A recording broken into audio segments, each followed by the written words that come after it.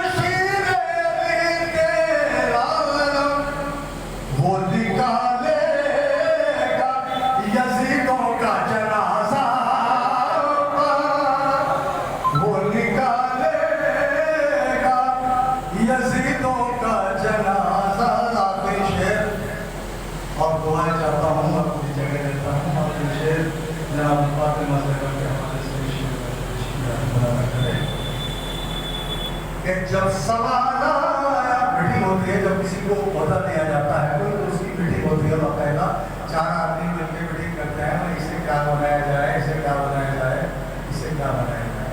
تو جب وہاں میٹنگ چل رہی تھی تو ایک آواز رہنی آئی، اس آواز رہنی کو میں نے دوسرے مصرے میں دکھایا ہے اور ایسا کرتا ہے۔ جب سوال آیا بنے کون علمدار حسین، جب سوال آیا بنے کون علمدار حسین، ارے فخر سے فاطمہ بولی میرا بیٹا، فخر سے فاطمہ بولی میرا بیٹا، اور مقطع بڑا کرتے ہیں بھائی عارف صاحب، ان کا شیخ رہی صاحب، ان کا واسطہ ہمارے گھر سے بلانا رہا ہے، ان کے بعد ان کا رقص، تو سب لوگ مل کے رہیں، اتحاد جان سے رہا ہے۔ تو مقطع ملاحظہ کر لیں، مقطع تو ریکارڈ کر لیں گا۔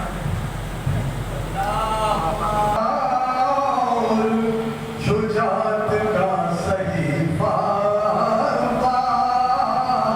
ایک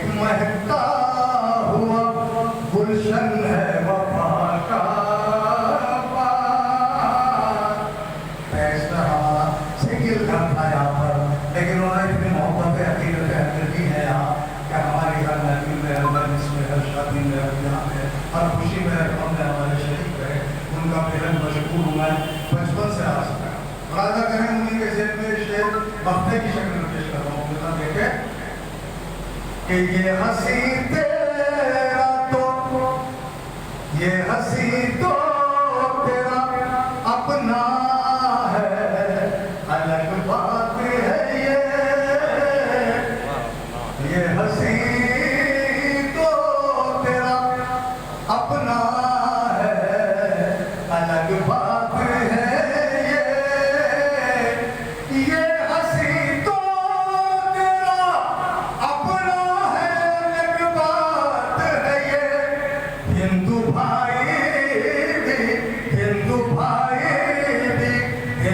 بھائی بھی تیری جگتے ہیں مالا ہندو بھائی بھی. ہم نے لکشمن کی طرح سینوں میں رقم کر رکھا ہے نام عباس کا. تم حسینی ہو تو ہم بھی تمہارے ساتھ ہیں، آؤ مل جل کر اٹھائے علم عباس کا. اب یہاں پر جو مومنین بیٹھے ہوئے ہیں دیکھیے، ابھی دیکھا خاص طور سے دیکھ رہے تھے، یہ تھا خاص پروگرام جہاں پر آج مجلس منعقد ہو رہی ہے جمال شمال برادرز کے یہاں. آپ نے وہ بھی سنا ہے کہ یہاں ہندوستان کے مشہور شاعر حسین جان سٹی نے جو اپنے کلام پڑھے اور انہوں نے ایکتا اتحاد کا پیغام دیا. شاہ مشرقین ہے کہ نہیں، علی کا لال محمد کا چین ہے کہ نہیں، ہائے ہائے ہائے علی کا لال محمد کا چین ہے کہ نہیں. تو تیری زبان سے بہت بار سن چکا ہوں، مگر تیرے ضمیر کے اندر حسین ہے کہ نہیں. آئے سرور کا تیر پر تو دہشت سے مر ہی جائے گی یہ فوج اشقیا. عباس ہاتھ رکھتے کر ہستی پر دہشت سے مر ہی جائے گی. اس مجلس میں مولانا نے کیا خطاب کیا اس کے باوت بھی ہم آپ کو روبرو کرائیں گے. بنے رہیے گا اور بڑی اپڈیٹ کے لیے میرے ساتھ عارف شیشم علی، چیف ایڈیٹر بار اور بینچ ٹوڈے لکھنؤ مظفر نگر. مولانا شبر خان ممبر پر تشریف لے گئے اور وہ خطاب کریں گے مجلس کو، بتائیں گے کہ کیا ہے آج کی خاص مجلس کا عنوان. حضرت عباس کے لیے وہ کیا پڑھیں گے، سنیں گے انہی کی زبانی.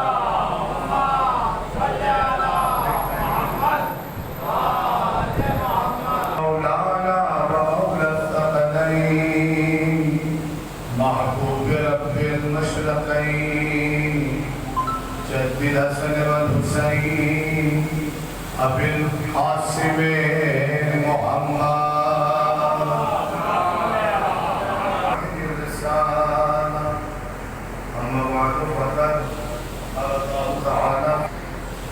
سورہ آل عمران تیسرا سورہ ہے اور آیت کے نشان میں 38 نمبر کی آیت، جس کو میں نے سرنامہ سخن کا کیا ہے. ارشاد ہوتا ہے بسم اللہ الرحمن الرحیم ہنالک دعا زکریا ربہ. اس مقام پر میرے حبیب زکریا نے اپنے رب کو پکارا اور کہنے لگے کہ کون سا مقام ہے کہ جب اللہ نے حضرت حنہ کو اور حضرت ابراہیم کو ایک بیٹی دی جس کا نام تھا مریم،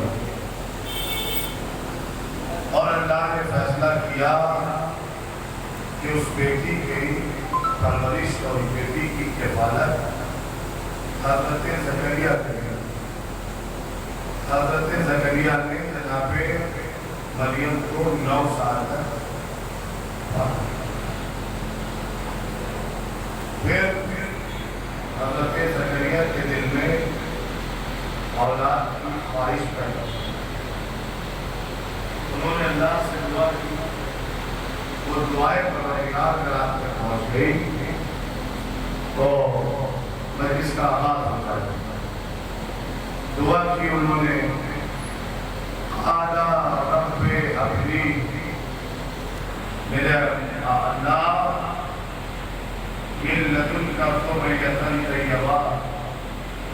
کہ تو اپنے خزانے قدرت سے مجھے بیٹا عنایت ہے،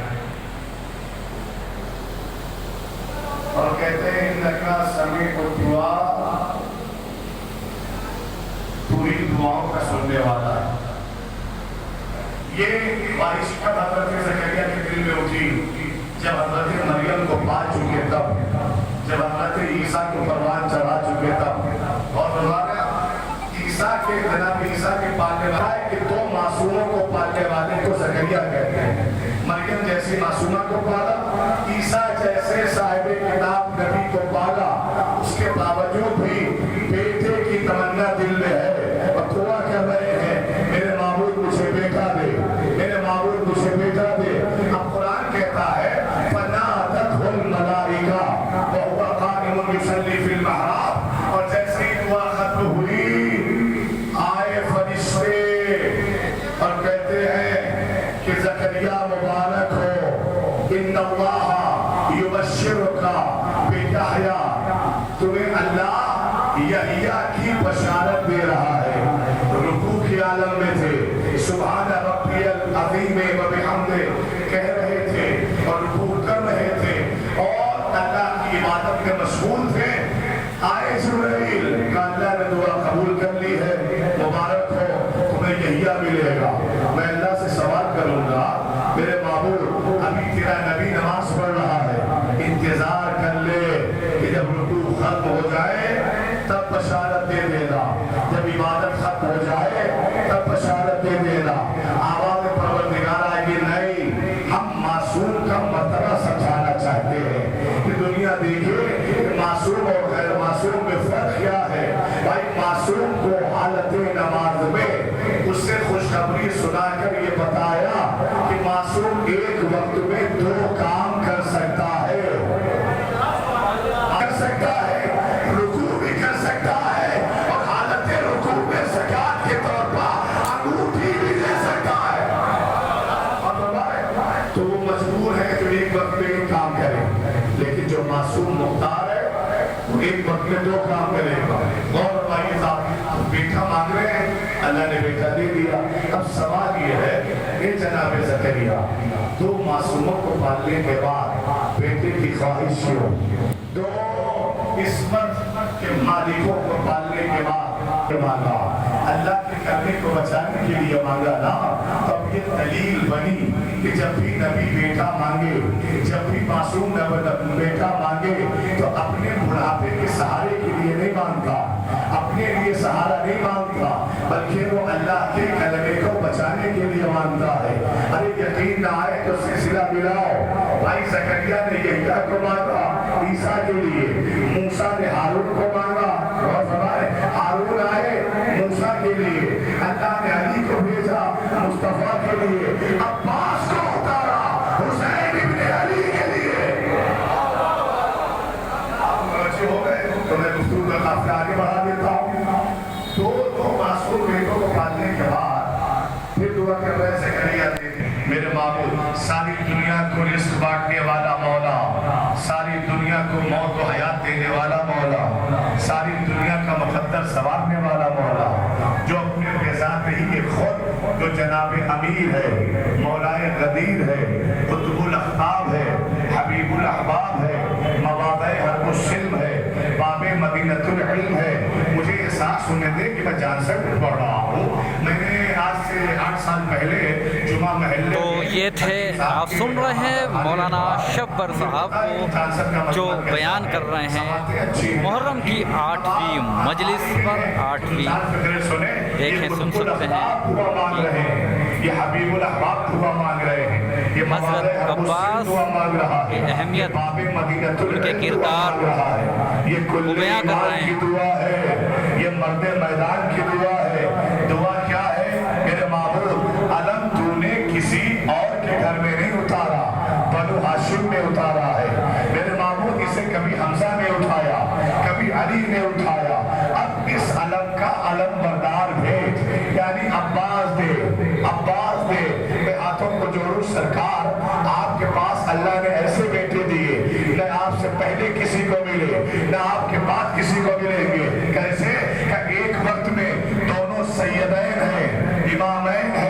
سیدہ شباب اہل جنہ ہے، نور عین ہے، کیا سن رہے آپ، معصوم ہے، بھائی سب کچھ ہے، تو صدیق کے ہوتے ہوئے، نور عین کے ہوتے ہوئے، امامین کے ہوتے ہوئے، جوانان جنت کے ہوتے ہوئے بیٹے کی طلب کیوں ہے؟ آواز علی آئے گی، ذرا سا انتظار کر لو، آئے مباہلہ نازل ہونے دو، ادھر مباہلہ کی آیت آئے گی، فَقُلْ تَعَالَ